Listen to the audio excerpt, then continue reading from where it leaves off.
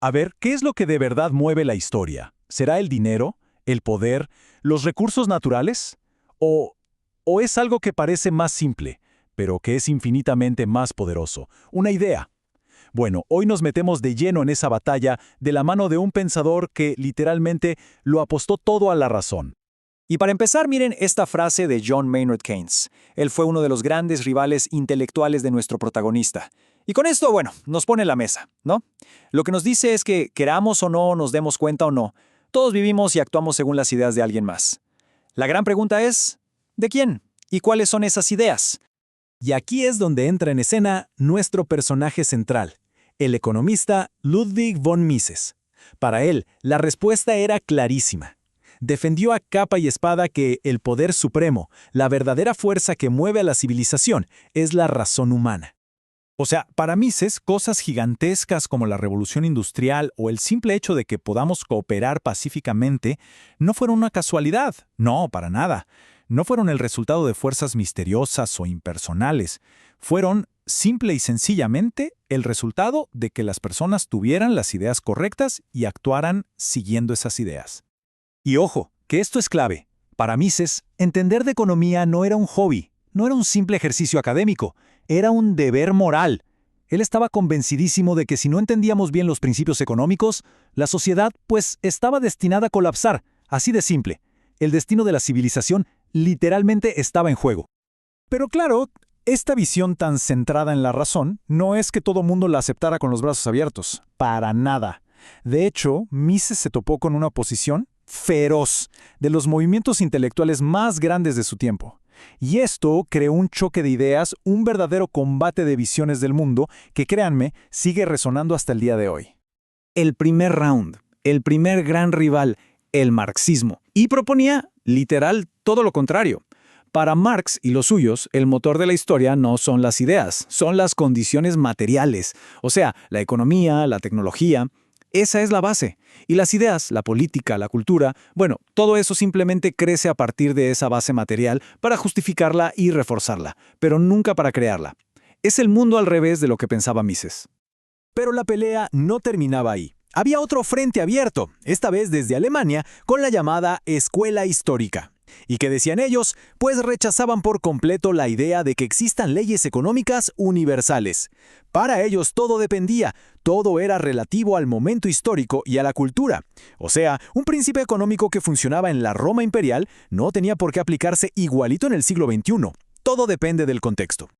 Y bueno, pasan las décadas y el debate vuelve a cambiar. Ahora entran en juego los empiristas, con gente como Milton Friedman a la cabeza. Y su argumento era súper directo, casi como un golpe de knockout. La ciencia de verdad, la ciencia con mayúsculas, hace predicciones que se puedan comprobar. Si una teoría no puede predecir el futuro y acertar, no sirve. Y claro, el enfoque de Mises, que era pura deducción lógica, pues no pasaba esa prueba. Y quizá el ataque más fundamental, el que iba directo a la raíz, vino de la filosofía, de los positivistas lógicos. Ellos no atacaron una idea en particular, no, fueron directo a la base de todo el método de Mises. Lo que dijeron fue que sus principios eran en el fondo simples juegos de palabras, declaraciones vacías, que suenan bien, pero que en realidad no dicen nada nuevo sobre el mundo. Durísimo. Pero Mises no era de los que se echaban para atrás, para nada. Frente a todos estos ataques, armó una defensa súper potente de su visión racionalista. Su argumento era que la lógica pura, por sí sola, sí podía revelar verdades profundas sobre el mundo. Así que, veamos cómo fue ese contraataque. Ok, el punto central de los positivistas, para que quede claro, era este. Decían que todo el trabajo de Mises era pura tautología. ¿Qué es eso? Pues es una afirmación que es verdadera por definición. El ejemplo clásico es, un soltero es un hombre no casado. Pues claro, eso es lo que significa la palabra soltero. ¿Es verdad? Sí, pero ¿nos enseña algo nuevo? Según ellos, no. No aporta nada que ya no estuviera en la propia definición. Y aquí es donde viene la respuesta de Mises, que es, de verdad, brillante. Él dice, un momento. Pensemos en el teorema de Pitágoras. Ese teorema también es una tautología. Está completamente contenido lógicamente en la definición de un triángulo rectángulo. Pero a ver, ¿alguien se atrevería a decir que el teorema de Pitágoras no nos da conocimiento nuevo y superútil? ¡Claro que no! Es un conocimiento fundamental. Y con ese ejemplo, su punto queda clarísimo. Que una ley económica como la de oferta y demanda esté ya implícita en la idea de acción humana no la hace obvia, para nada. Descubrir esas verdades requiere un proceso de razonamiento súper riguroso, exactamente igual que un matemático que tiene que sudar para demostrar un teorema. No es algo que se vea a simple vista. Y para rematar, Mises usó un experimento mental genial. A ver, imagínense que llegan unos extraterrestres súper inteligentes a la Tierra. Si les decimos la palabra soltero, se nos quedarían mirando raro. No significaría nada para ellos, es una palabra nuestra, una convención de lenguaje. Pero si les mostramos que A es igual a o les dibujamos el teorema de Pitágoras, eso sí lo entenderían. ¿Por qué? Porque son verdades de la razón, son universales. Y ahí está el punto de Mises. La economía, según él, es como la geometría, no como la palabra soltero.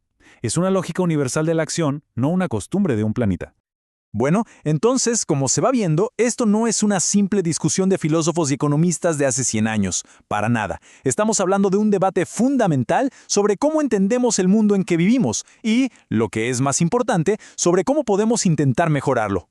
Pensemos un segundo en las implicaciones. Si uno cree que las ideas son lo que manda, ¿en qué se va a enfocar para cambiar el mundo? Pues en la educación, en el debate, en convencer a la gente. Pero si por otro lado uno cree que lo que importan son las fuerzas materiales, entonces quizás se enfocaría más en redistribuir la riqueza o en controlar los recursos. Como ven, este debate filosófico tiene consecuencias súper reales y prácticas. Y la verdad es que este debate sigue más vivo que nunca. Lo vemos todos los días en cualquier discusión sobre economía. La gente que se basa en la lógica pura contra la gente que solo cree en los datos y la evidencia empírica. Al final, la gran pregunta que Mises puso sobre la mesa sigue ahí, flotando en el aire. ¿El mundo se construye primero con ladrillos y acero o se construye primero en la mente, con ideas? La respuesta que demos a esa pregunta sin duda definirá el futuro que construyamos.